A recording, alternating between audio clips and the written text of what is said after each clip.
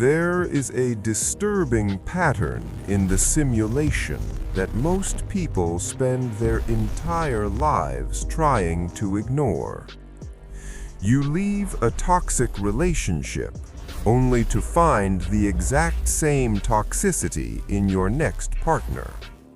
You quit a job to escape a tyrannical boss, only to find the exact same tyrant waiting for you in the new office, wearing a different face.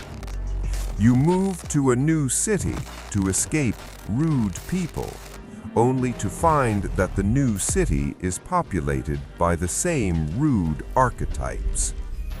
You tell yourself, "I have bad luck with people," or you tell yourself, "The world is full of terrible people." Both of these statements are false. The world is not full of terrible people. The world is full of potential. The reason you keep encountering the same characters over and over again is not because of luck, it is because of rendering. You are living in a subjective reality tunnel. Your brain does not perceive the full, complex, three-dimensional humanity of the people around you. It cannot. It does not have the processing power. Instead, your brain creates a simplified, low-resolution avatar of everyone you meet. It assigns them a role based on your expectations, your past trauma, and your core beliefs. In the gaming world, we call these non-player characters, or NPCs. But in the context of the Matrix 963, we are redefining this term.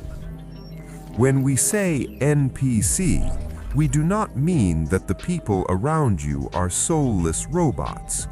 We do not mean they lack consciousness. We mean that the version of them you are interacting with is a neural projection construct. You are not talking to them. You are talking to your projection of them. And here is the terrifying truth. This projection is interactive. Because of the way human mirror neurons function, the avatar you project on someone actually forces them to behave in alignment with that projection. If you project enemy, they become hostile. If you project savior, they become heroic. If you project betrayer, they will inevitably stab you in the back. You are the director of this movie. You handed out the scripts, and now you are angry that the actors are reading the lines you gave them. Today, we are going to dismantle the illusion of the other. We are going to look at the neuroscience of the Reticular Activating System, the physics of quantum superposition, and the psychology of the Pygmalion Effect. We are going to teach you to hack the user interface of your reality. You cannot change the free will of another human being, but you can change the avatar you assign to them. And when you change the avatar, the human often has no choice but to follow suit. Before we enter the code, you must reclaim your authority. You are not a victim of the people in your life. You are the programmer of your experience of them.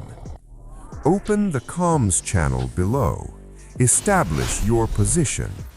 Write these 4 words: I am the programmer. Do it now. Initialize the interface. Now, let us analyze the construct.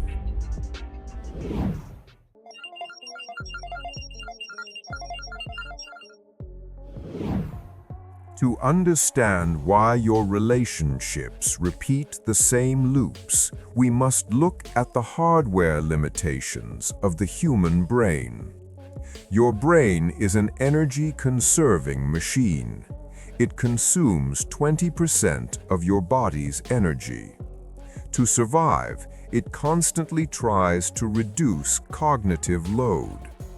Processing a human being with their infinite history, complex emotions, contradictory desires, and spiritual depth requires massive computing power.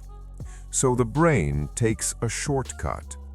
It uses the Reticular Activating System, RAS, to scan a person, pick out 2 or 3 dominant traits, and build a static 2D model.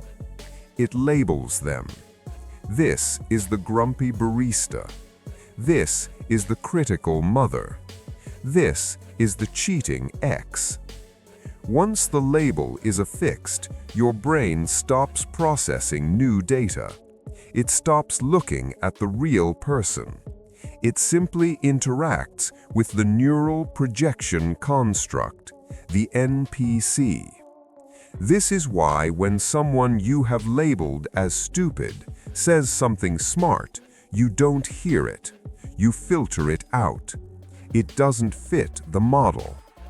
This is why when someone you have labeled as dangerous tries to be kind, you interpret it as manipulation. You are trapped in a feedback loop with your own mental models. You think you are observing reality, but you are actually observing a cached memory file. This is dangerous because the map is not the territory. The person standing in front of you is a dynamic, evolving biological organism. They have the capacity for change. They have the capacity for love. But as long as you interact with the NPC construct you built in your head, you lock them into a digital cage. You deny them the space to be anything else. You have flattened a multidimensional soul into a predictable background character. And the simulation obliges. The more you treat them like the construct, the more they solidify into that role.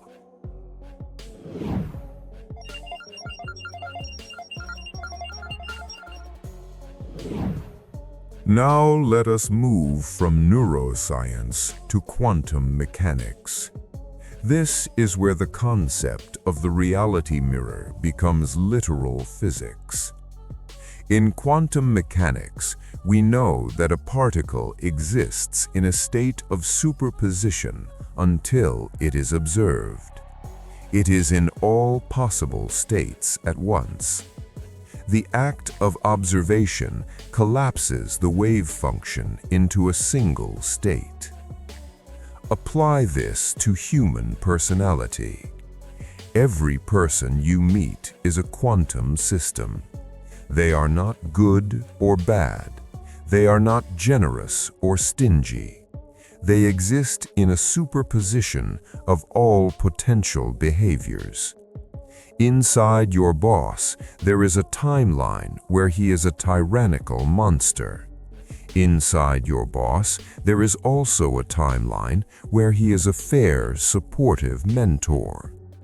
Inside your partner, there is a potential for betrayal, and there is a potential for absolute loyalty.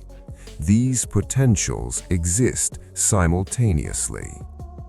Who decides which version manifests? The observer. You collapse the wave function through your expectation.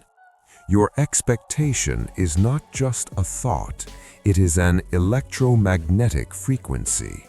It acts as a measurement device.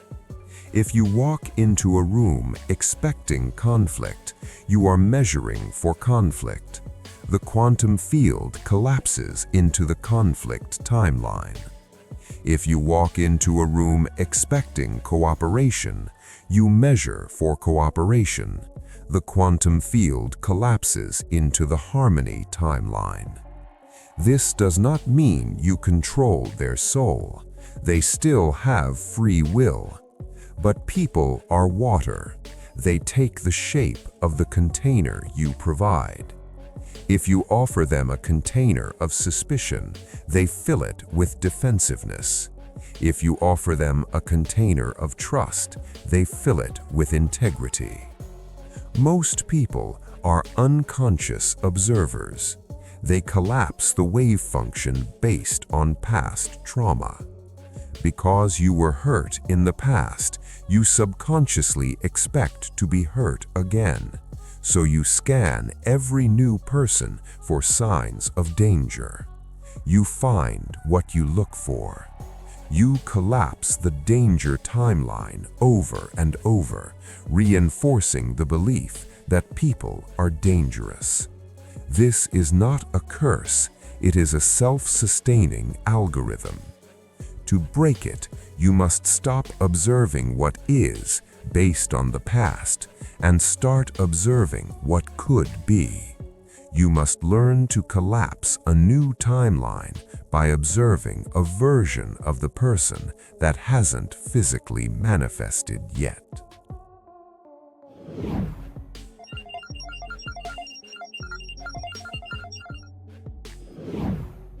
The skeptic will ask, how can my private thoughts affect another person's behavior? That sounds like magic. It is not magic. It is wireless biological communication. Humans are equipped with a specialized network of brain cells called mirror neurons. These neurons allow us to empathize, to learn by watching, and to synchronize with the tribe. But they also act as a receiver for subtle signals. When you hold a judgment in your mind, for example, this person is incompetent, you think you are hiding it. You smile, you speak politely, but your biology betrays you.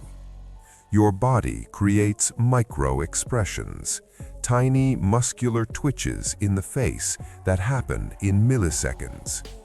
Your pupil dilation changes, your pheromones shift, your vocal tonality tightens. You are unaware of this, but the other person's mirror neurons pick it up instantly. Their brain receives the signal. He thinks I am incompetent. He is a threat. What happens next? Their biology triggers a defense response. Cortisol spikes. Their prefrontal cortex, logic, shuts down. They become defensive, clumsy, or aggressive. They actually become incompetent because your judgment put them in a state of stress. You created the result you feared. This is the nocebo effect projected onto another person. You injected them with the virus of your low expectation, and they got sick. Now consider the opposite. Consider the Pygmalion Effect. This is a famous psychological phenomenon where higher expectations lead to an increase in performance. When you genuinely believe someone is intelligent, capable, and kind, you broadcast a different set of microsignals. You make more eye contact. You smile with your eyes, a Duchenne smile. Your voice is warmer. Their mirror neurons receive the signal, I am safe here, I am valued. Their brain floods with dopamine and oxytocin. They relax. Their intelligence increases because they are not in survival mode. They become kinder because they feel seen. You essentially hacked their nervous system to bring out their best version. This is the reality mirror. The mirror does not reflect who they are. The mirror reflects how you are treating them in the silence of your own mind. If you are surrounded by NPCs who are cold, distant, or hostile, look at the broadcast tower. What signal are you sending? Are you labeling them as idiots, sheep, or enemies? As long as you hold that label, they have no choice but to play that role.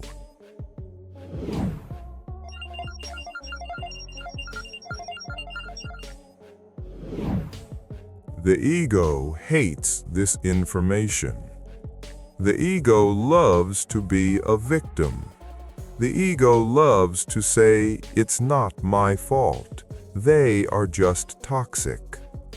It is true that toxic behavior exists. It is true that some people are deeply damaged. We are not telling you to tolerate abuse.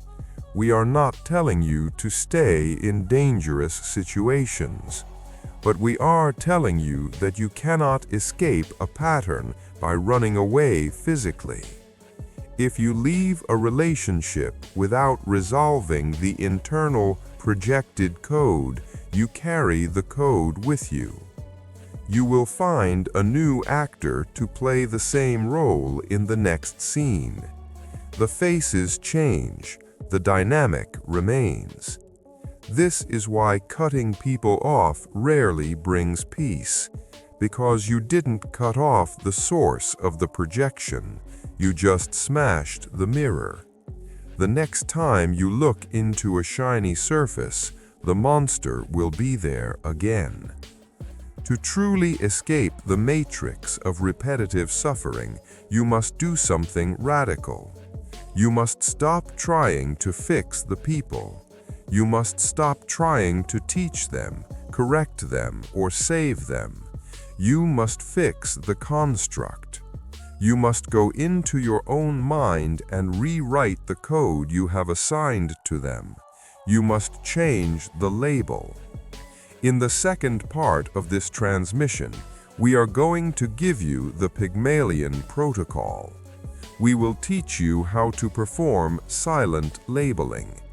We will show you how to use your own mind to collapse the highest timeline for the people around you, transforming enemies into allies and strangers into friends. This is not about manipulation. It is about leadership. It is about clearing the interference so the true human connection can emerge. The diagnosis is complete. You see the mechanism. You are not looking at a window. You are looking at a screen, and you hold the remote control. Are you ready to change the channel? Stay tuned. The rewrite begins now.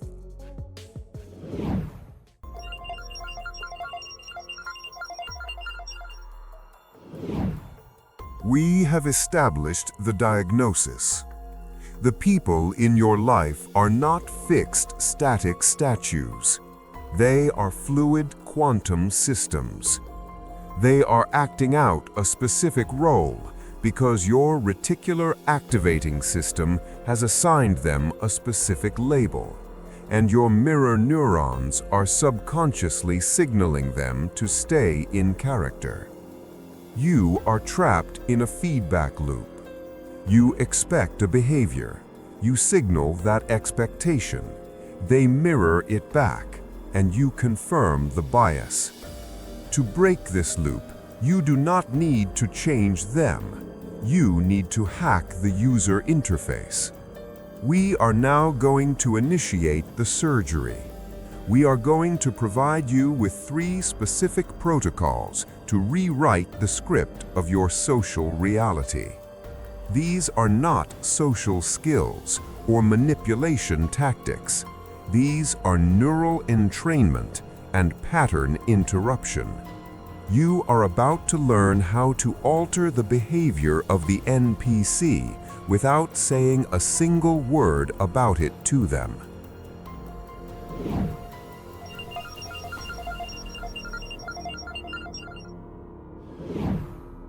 The first step is to change the tag on the file. In the 1960s, psychologists Robert Rosenthal and Lenore Jacobson proved that if you tell a teacher a student is a genius, that student's IQ will statistically rise by the end of the year, not because the student changed, but because the teacher's micro-behaviors changed. This is the Pygmalion Effect. High expectation creates high performance. The reverse is the Golem Effect. Low expectation leads to decay. Most of you are applying the Golem Effect to your spouses, your children, and your colleagues. You have silently labeled them lazy, stubborn, unemotional. Every time you look at them, you broadcast this label through your facial micro-expressions, your tone, and your body language. You are literally coaching them to be lazy, stubborn, and unemotional. To change the construct, you must apply the silent override. The execution. Identify the NPC who is causing you the most friction. Identify the label you have currently assigned to them. Example, the tyrant. Now, choose the antidote label. If they are tyrannical, the antidote label is the fair leader. If they are distant, the antidote label is the loving partner. For the next 7 days, you are going to run a simulation in your own mind. Every time you see them, you must mentally overlay this new label on their forehead. You must talk to them in the privacy of your own skull as if they already are this new version. I see your fairness. I see your kindness. You must visualize them doing the thing you want them to do. This is difficult because the 3D reality has not caught up yet. Your senses will argue with you. Your ego will say, "He is yelling at me. He is not the fair leader." Ignore the sensory data. The senses report the past. The observer creates the future. Hold the label. Why does this work? Because when you genuinely hold the label of fair leader, your fear vanishes, your body relaxes, your mirror neurons stop broadcasting threat. The other person's nervous system detects this safety. Their defense mechanisms lower. Their prefrontal cortex comes back online. Suddenly, they find themselves acting calmer around you. They don't know why. They just feel better in your presence. You have changed the input, therefore the machine must change the output.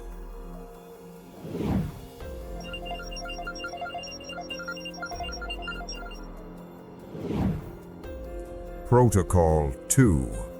The pattern interrupt. The glitch. Sometimes the neural pathways are so deep that a silent label is not enough. You need to physically disrupt the script. The NPC is running an automated subroutine. Example, they criticize you. You get defensive. They yell. You shut down. This script has been rehearsed thousands of times. It is hardwired. To break it, you must introduce a system glitch. You must do something that does not compute. Neuroscience calls this a neural pattern interrupt. When a brain is running a familiar script, it is in a trance. If you respond in a way that is totally unexpected, the brain wakes up. It enters a state of confusion search. It has to stop the old program and look for new data. The execution. The next time the NPC triggers the old script, example, they start an argument, do not read your usual line. Do not defend, Do not attack. Do not withdraw. Do the opposite of the algorithm. If they expect anger, give them curiosity. If they expect fear, give them laughter. If they expect you to speak fast, slow your voice down to half speed. Look at them with zero judgment, as if you are a scientist observing a specimen, and ask a question that breaks the frame. I notice you are really passionate about this. What is the core outcome you want right now? Or simply hold eye contact and remain completely silent for 5 seconds longer than is comfortable. Silence is a vacuum. The ego hates a vacuum. By refusing to play your role, the victim, you remove their partner. They cannot play the game alone. They will stumble. They will stutter. The NPC script will crash. In that moment of silence, the interface is reset. You can now install a new dynamic.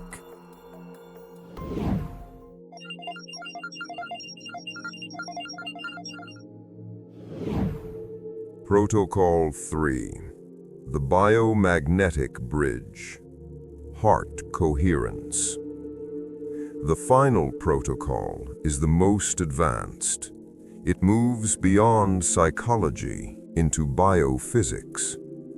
We know that the human heart generates an electromagnetic field that extends 3 to 8 feet outside the body. This field can be measured by magnetometers. This field carries information. When you are frustrated or judging someone, your heart rhythm is jagged and incoherent. You are literally polluting the local atmosphere with electromagnetic noise. The other person's nervous system detects this noise and reacts with anxiety. You cannot have a coherent interaction in an incoherent field. You must pave the road before you drive on it. The execution. Before you walk into a high-stakes interaction, a meeting, a confrontation, a date, you must perform a field calibration. Stop for 2 minutes. Close your eyes. Shift your focus to the area of your heart. Imagine your breath flowing in and out of your heart center. Activate a feeling of genuine appreciation. It doesn't have to be for the person. It can be for a pet, a memory, or just the fact that you are alive. Get your signal into coherence. Then visualize the person you are about to meet. Imagine enveloping them in this coherent field. Send a telepathic command. We are at peace. I respect you. You respect me. This is not sending love. This is signal jamming. You are overriding the static of the environment with a strong, ordered carrier wave. When you walk into the room, you are the strongest signal. Physics dictates that the weaker signal must entrain to the stronger signal. If you hold your coherence, they will calm down. They will become more rational. They will reflect your stability. You are the thermostat. They are the thermometer. Do not let the thermometer tell the thermostat what the temperature is. You set the temperature. They reflect it.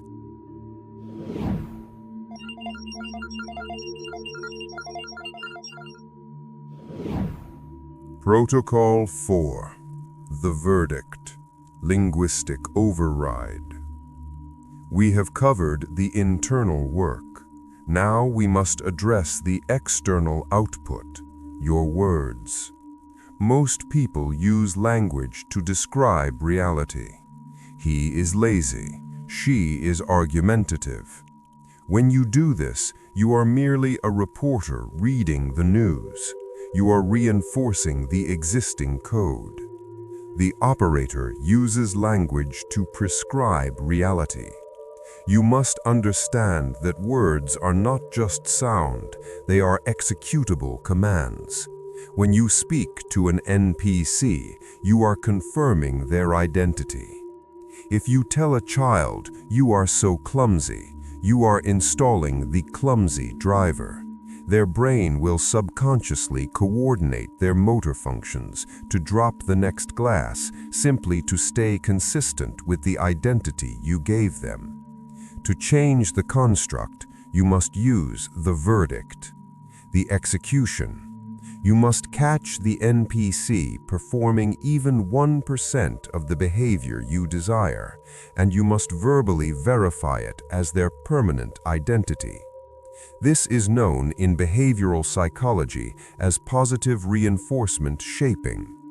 If you have a partner who is unhelpful, do not nag them about being unhelpful.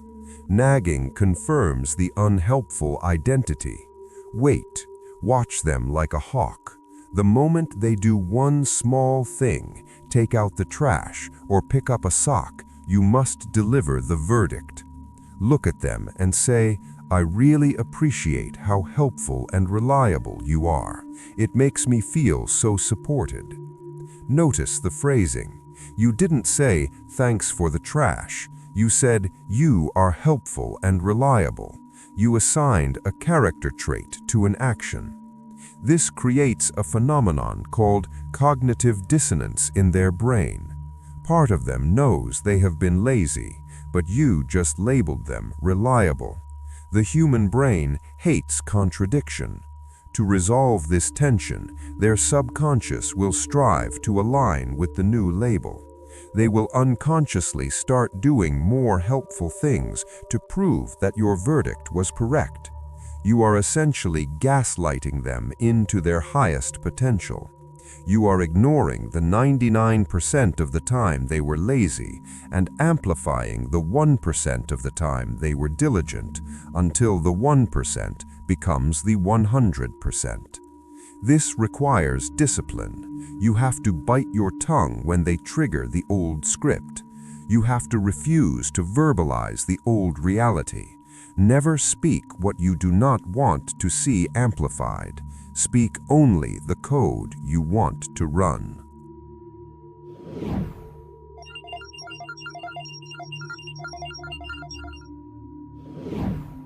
A critical warning must be issued here. The ego will hear these protocols and think, "Excellent, I can control people. I can make them do what I want." This is the trap.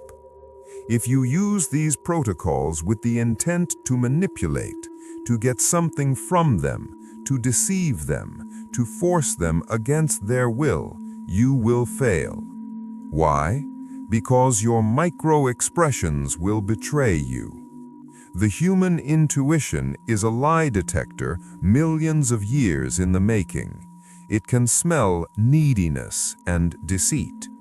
If you treat someone like a project to be fixed, they will resent you. The Pygmalion protocol only works if it is genuine. You must actually find the gold in them. You must actually believe in their potential. You are not painting a fake face on them. You are washing away the mud so their true face can be seen. You are doing this for your peace, not for control.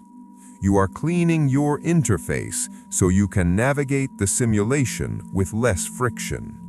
When you detach from the outcome, when you stop needing them to change, that is when they are most free to change.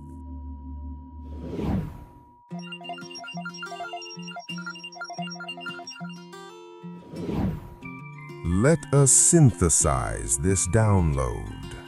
The concept of the neural projection construct is the ultimate antidote to victimhood. If everyone you meet is a reflection of your own neural filter, then there are no enemies. There are only mirrors. The rude waiter is reflecting your impatience. The cheating partner is reflecting your deep unworthiness. The chaotic world is reflecting your internal entropy. This is a lonely realization for the ego, but it is the ultimate liberation for the operator. It means you are never helpless.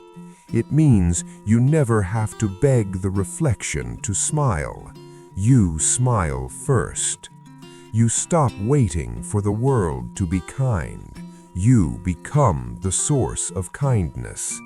You stop waiting for the world to be interesting. You become the source of curiosity. You rewrite the code of the characters by rewriting the code of the observer. The test begins the moment you close this transmission. You will walk out your door and encounter the construct. Will you react to the old script, or will you write a new one?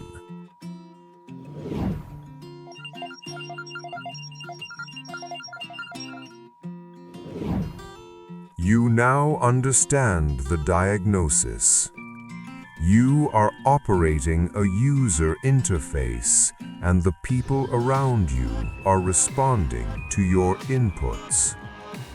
You have the tools to manage the interaction in the moment, the label, the interrupt, the field. But there is a deeper layer. Changing the interface is powerful, but it requires constant, active effort.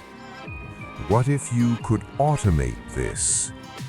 What if you could rewrite the source code itself so that the reality naturally unfolds without you having to manage every interaction? Most of you try to manifest using thoughts, but thoughts are volatile like smoke. The matrix ignores them. To overwrite the simulation permanently, you need a hardline connection to the mainframe. You need a method to etch your command directly into the server. There is an ancient technology, a forgotten mechanism that forces the Reticular Activating System to accept a new reality as biological fact. It is not typing, it is not speaking, and it is not thinking. In the next transmission, we will hand you the stylus of the gods. We are going to teach you source code scripting. We will show you the neuroscience of why the hand-eye coordination of writing on physical paper is the only way to hack the deep subconscious code. Do not miss this. Find a pen. Find a notebook. The permanent rewriting of your timeline begins next. Go to the comments one last time. Lock in your status as the sovereign creator of your reality. Write, "I am the programmer." The Matrix 963, out.